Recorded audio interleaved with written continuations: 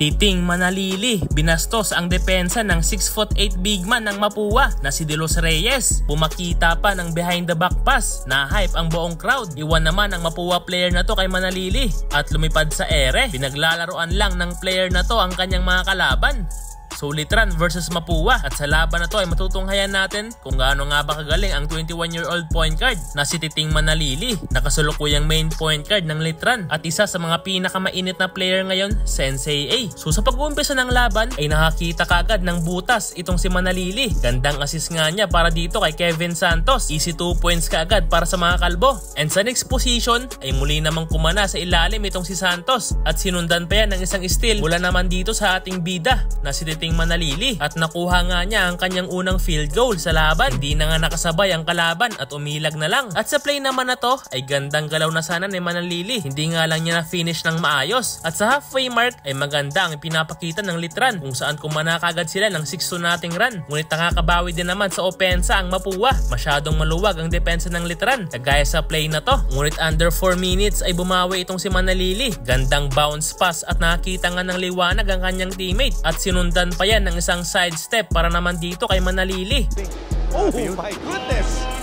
Napailing na lang itong ating bida. Nagtuloy-tuloy ang run ng Litran Knights kaya natapos ang first quarter sa score na 12-27 pabor sa team ni Manalili. Second quarter, magandang depensa kagad ang pinapakita ng mga nakaitim. Ngunit bumawi naman ang Mapua through the outside shooting at nagkasunod-sunod nga ang turnover ng Litran at nag-convert pa yan sa puntos ng Mapua. Kaya baba na lang sa 3 ang lamang ng Litran sa halfway mark dahil sa strong move na to ni Drex De Los Reyes na big man ng Mapua. Talagang malaki rin ang naging improvements ng player na to mga boss. Hindi na rin masyadong nakakakuha ng bola itong si Manalili dahil sa box 1 defense. Ganda na sanang one leg fadeaway dito ni Manalili. Nagmintis nga lang. Last 2 minutes ay nakuha nga ng Mapua ang kalamangan pero nakabawi naman dyan ang Litran bago matapos ang second quarter 41-38 end of first half. Sa pagpasok ng third quarter ay naging aggressive na itong si Manalili. Iwan ang dalawang kalaban. Hindi nga lang na-finish yan pero nakakuha naman siya ng foul at naipasok ang dalawang free throw. At eto pa, what a drop step finish para kay Manalili. Pinanis ang bantay niya.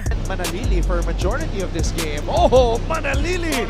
At hindi lang puro opensa ang ating bida dahil meron din siyang depensa. At under 2 minutes ay muntik pa sanang mapaawa itong big man ng Mapua na si De Los Reyes. At sa last minute nga ng third quarter ay nag-run ng Mapua. Kaya natapos ang quarter na to na lamang na ng 9 points ang Cardinals. Ngunit sa fourth quarter ay dito na unti-unting kumake-over itong si Manalili. Easy 2 points kaagad mula sa inbound pass. At nagtuloy-tuloy nga ang opensa ng Litran. Kaya naibaba nila sa 4 ang kalamangan ng Mapua. At gandang pasa pa dito ni Manalili sa ilalim. And 1 basket nga yan para sa kanyang teammate. At under 4 minutes ay dito na naisahan ni Manalili ang big man ng Mapua na si Drex De Los Reyes.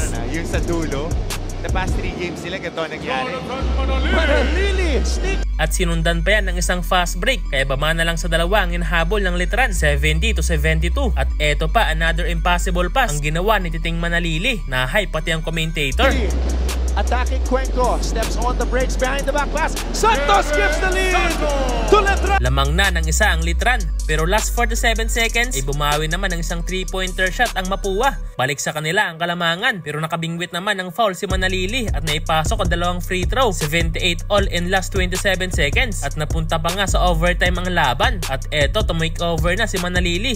What a spin move at nakita nga ng liwanag ang batang to. At sa laban na to ay nagsunod-sunod nga sa dulo ang puntos ng Litran kaya sa huli ay nakuha nila ang panalo.